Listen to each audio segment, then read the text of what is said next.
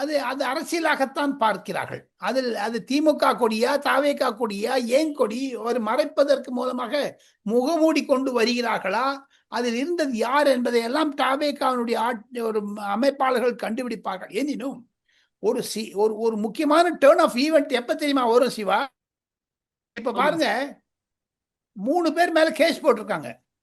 அந்த கேஸினுடைய முடிவு எப்போன்னா, இப்போ சீஃப் மினிஸ்டர் கேட்டபோது கைது செய்வீர்களா என்று கேட்டபோது விஜய் அவர்களை அவர் ஒன்றும் பதில் சொல்லவே இல்லை. விசாரணை கமிஷன் பதில் சொல்லட்டும். விசாரணை கமிஷன் 1 மாசம் கழிச்சுக்குன்னா 6 கஞ்சி பழங்கஞ்சி ஆயிடும். எனினும் விஜய் அவர்களை கைது செய்வாரே ஆனால் 234 தொகுதிகளிலும் கிளர்ச்சி ஏற்படும் என்று விஜய் சொல்வதில் அர்த்தம் இருக்கிறது.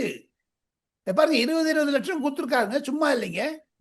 அவருக்கு ரெஸ்பான்சிபிலிட்டி தெரியுதுங்க விஜய்க்கு, தெரியாமல ஒன்றும் இல்லைங்க. இப்பொழுது உணர்ந்து கொண்டிருக்கிறார். இப்ப புரிந்து கொண்டு விட்டார் தமிழக அரசியல் என்ன என்பதை பற்றி.